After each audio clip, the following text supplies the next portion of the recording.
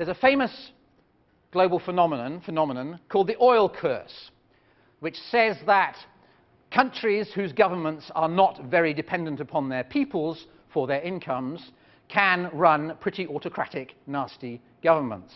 At the end of the 1990s arrives Putin, lucky man, simultaneously with the soaring in world oil prices, which explains where Russia now is and how difficult Russia has now become. And Russia is a very conspicuous example of the oil curse. As long as oil was cheap, it had to, at least to some extent, go along with the democratic game. Oil becoming expensive, the Russian regime can now manage Russia much more in the way that it likes to manage it, and also become a great deal more difficult for the rest of us.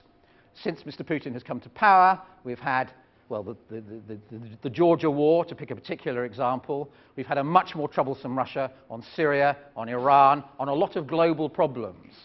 And this is a very direct way that global energy activity plays into global politics. It has freed up Russia to play a much more troublesome role internationally than it previously did, and hence my wish, expressed earlier, that we need to find a way to reintegrate Russia into the civilized society. This is a European country. This is a country which gave us Dostoevsky and Tolstoy. This is not a country which should be governed in the way that it is being governed.